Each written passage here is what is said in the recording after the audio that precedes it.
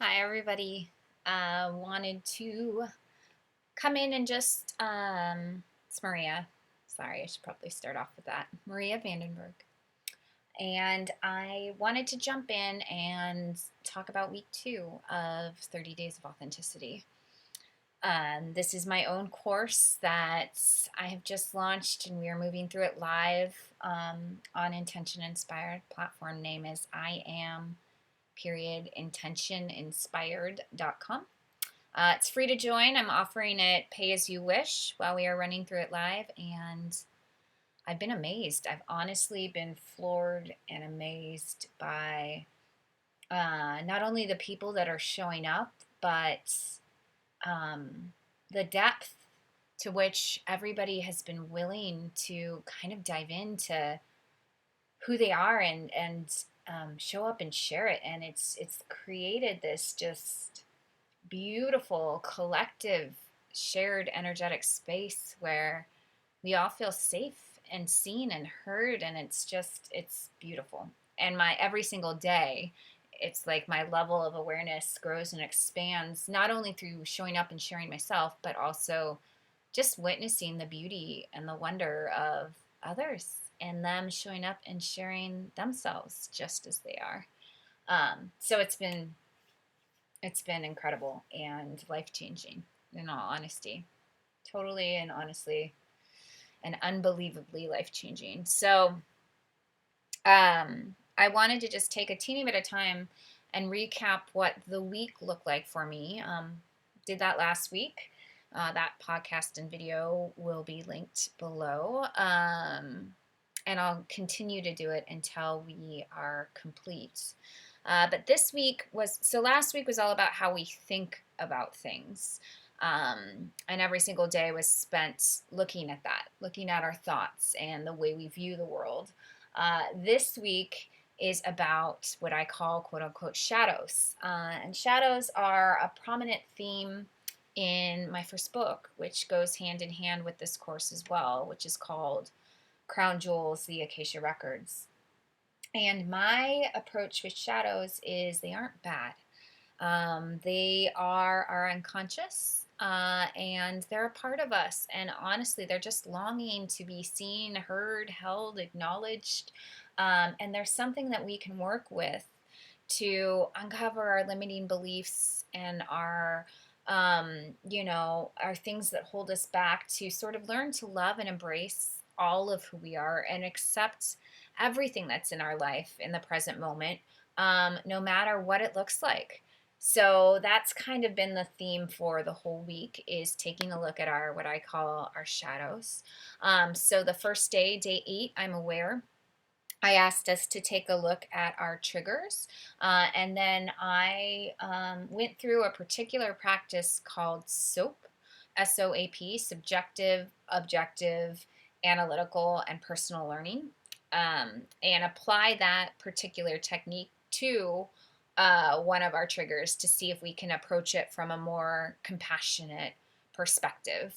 Day 9, I am patient. This was where I had us take a look at our inner child, and I asked everybody to think about a situation in their childhood where they experienced pain, and to bring themselves back to that moment, but present day. So, like, how do I hold little Maria in a situation where little Maria was upset and she really just wanted some love and attention? So, how does it feel to provide that to her now?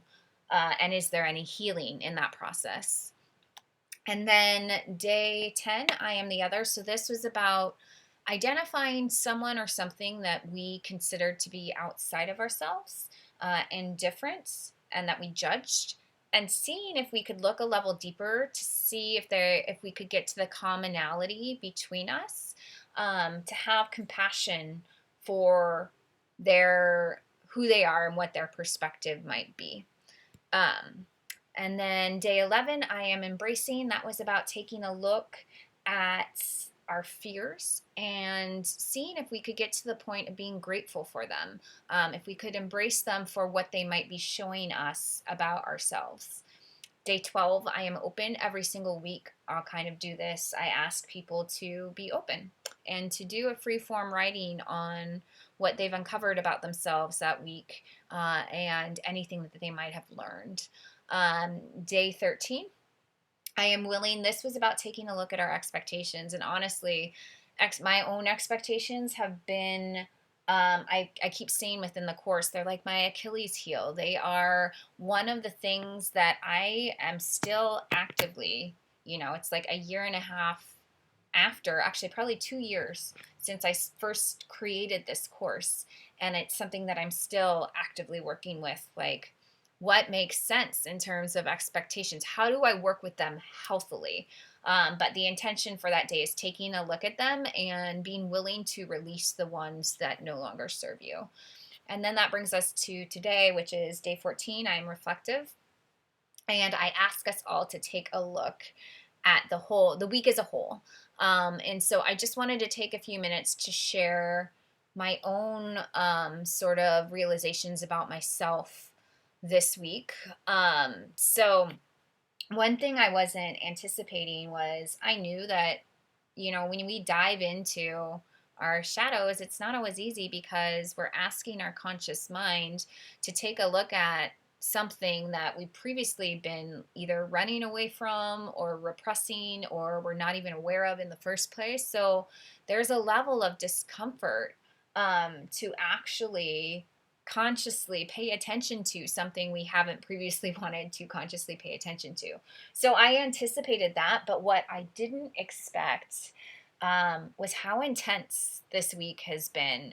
It surfaced a lot of wounds for me, and it's because something would happen, but I would know, I'd recognize that, like, the trigger or whatever it was that happened wasn't the actual real issue. The real issue was, if I dove deeper, there was a little Maria within me that was really hurt. She was triggered by some external thing that had happened, So, case in point, God, am I going to talk about this? I guess I am. Someone that I care about, right, romantically, was talking about how he cares about, I shouldn't say care about, that's not true. Someone I love romantically, kept bringing up someone that he loves that isn't me. And we're not together. We're not partners. It wasn't meant to be a personal attack. I don't know if he knew it would hurt me. I don't think I want to know that, actually.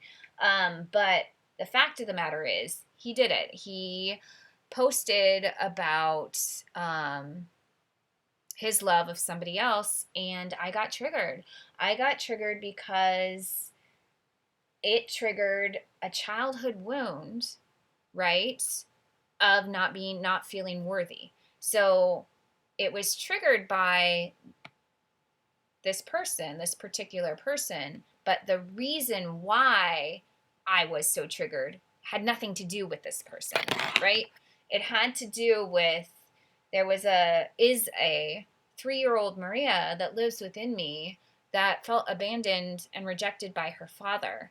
So this external circumstance was triggering this internal wound of a little 3-year-old that doesn't understand why she isn't worthy of her father's love. And so I'm sharing this example because I was willing to dive deeper. I could have left it at the surface level of just being triggered and pissed at this external person. But I didn't. I dove deeper and I saw that how I can actually feel better is to hold that little Maria, that little 3-year-old girl, and let her know that, yeah, it fucking sucks. Sorry. Just sore. It sucks that our father is not present and does not want to be present and is not here. It hurts. It hurts. And it's okay to be hurt. But just because he isn't willing to be present in our lives does not mean we aren't worthy of receiving love. And it actually doesn't have anything to do with us. And so, little Maria, I'm sorry that you're upset, and I'm sorry that you're longing for your father's love. I'm so sorry. But I want you to know that the reason you don't feel his love doesn't have anything to do with you. It's his issues, it's his stuff, right? And so it was like through getting to that space, I was then able to give myself that love that I was seeking from my father, as well as let myself know that it's okay to feel that pain, um, and to know that I would always be there to hold myself no matter what I was feeling. So, so yeah. So that happened in quite a few different ways for me this week. And it's intense. It's intense to experience that and get to the root cause of whatever the issue is and hold yourself. Allow yourself to feel that pain, that rejection, that sense of rejection, and that sense of abandonment. But then hold it, and let yourself know that you'll never abandon. Like, I basically held little Maria and I let her know that she is worthy and that I love her and that I'll never abandon her and I will always be here. And it's okay. It's okay to be sad and to feel a bit broken. It's okay. But I love you, and I'm here regardless. So that was that. And then we moved into our fears. That was what was next for me. And I've said this before, that I like to think of myself as an alchemist. And I just love the idea of approaching fears from a perspective of, how can I work with them? What are they trying to show me about myself? So, like, one of the biggest ones I'm moving through right now is my fear of the unknown, and like the need that I feel to plan literally every single aspect of my entire life. But I can't do that. I cannot do that right now. And it's like I'm so fearful of not knowing, but I can't know. And so when I shift and try and look at, okay, well, what is this fear trying to show me? And when I do that, I get to a space of not necessarily being like, cool, I love the unknown. Like, it's not that. It's more so that I can get to a space of kind of being as okay as I can be with moving into the unknown, because I'm letting go of my need to feel like I have to control everything, and I'm believing that I'm being carried and supported, and guided and loved by things beyond just my ego mind and my rational comprehension. So it's like every time I relax into that it's like that I'm not alone, that I'm guided, that everything will be exactly how it's supposed to be, um, then I can relax. I can relax into it because it's no longer up to me, and everything is going to end up exactly as it's supposed to be, regardless of what my rational human mind is trying to comprehend and understand when it's incomprehensible things. So, again, don't know if that's making any sense, but I basically am making peace with the unknown by learning to trust in my higher self, in my deepening connection to my higher self and to God and to the universe, whatever term you want to call it, as well as just focusing on, I don't need to have it all figured out. I just need to know what to do next. So I'm consistently asking, what's mine to do next?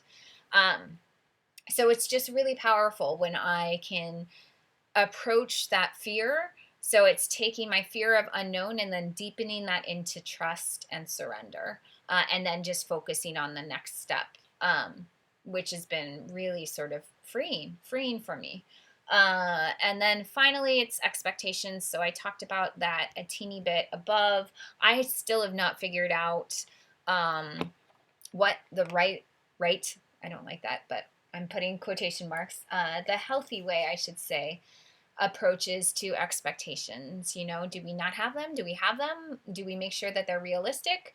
So I have a shadow aspect that I've named Bianca. She's my perfectionist, and she is the queen of setting up completely unrealistic expectations, like expecting me to be perfect at every given second of every single day, expecting everybody else in my life to be perfect at every single second of every single day, expecting everybody in my life to be telepathic and sense my needs at every single moment of every single day, as well as set really unachievable goals. She does that a lot too. So it's like I've named her, I'm aware of her, I love her.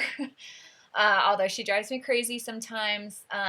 So I'm conscious of the fact that I set expectations all the time, and I need to make sure that they are healthy and achievable. But what I haven't figured out is, do I just let them go completely? Because part of me still believes in the value of expectations, of setting goals, of getting clear on specifically what I want and what it might look like. Because when it's met, like when it happens, then it feels good. Then there's like a celebration of, I did it. Like that happened. Like this was success, well, quote unquote successful. So it's like I haven't figured that out yet. I haven't figured out what is the appropriate role of expectations and my life. Um, and then the final thing was I asked everybody to kind of weave all of their feedback and all of their sort of aha moments into a purpose statement, reflecting back on the one they started last week. So my reflections from last week were all about my fear of being seen. That was what week one of this time around of 30 days of authenticity had surfaced for me. And so that statement that I ended last week with was, I am willing to be with what is and allow myself to be seen. And then now I also had reflected on what my purpose statement was last summer when I was recording the videos for this series. And that was, I love and embrace all of what makes me me. I recognize the beauty in the darkness and the power in being vulnerable. And so when I was looking at the two, I realized that what was missing for me, all of those were really relevant, but the missing piece was and I wasn't living this way last summer, and I'm actively trying to live this way now. It's like not get caught up in my fantasy of the future, not dwell on past memories of pain, but really try to be grounded in the here and now, and also loving and accepting of everyone, myself and all others, exactly as they are in the here and now. So it was like taking those statements, but also weaving in that, like, I need to be present and loving exactly what is. So taking all of those together and trying to form a purpose statement for the final 2 weeks or 16 days of 30 days of authenticity, I end up with, I love and embrace and accept all of what makes me who I am. I recognize the beauty in the darkness, the power in being vulnerable, and the value in being present in the reality of what is. So that's what my purpose statement, oh, look at my hair. um, that's what my purpose statement looks like. That's what week 2 for me looks like. And I'm great. I'm really grateful. I'm grateful for the people that have shown up. I am grateful for my higher self for the creation of this course, and myself too as well. Well, we're one. And I'm grateful for where I'm at. It's been a rough week. It really has been a rough week, but my level of love for myself has significantly deepened. It's like I really do love and accept myself, and also others, actually. I've had some significant challenges with a few people in my life this week, and I've made a point to kind of love them, but yeah, I'm not going to go into all of that. But it's been a powerful week. It's been a powerful week that's ended up with a deepening love of myself, which and acceptance of myself, which is then allowing me to have a deepening love and acceptance of the other people that are in my life as well. So that's 30 days of authenticity week 2. Again, I'd love to have you guys join. It's pay as you wish for August. It's intention inspired / join authenticity. I'll link below. But would love to have you be a part if you so choose. If not, thanks for tuning in, and I will be back again next week. Okay, love you guys. Bye.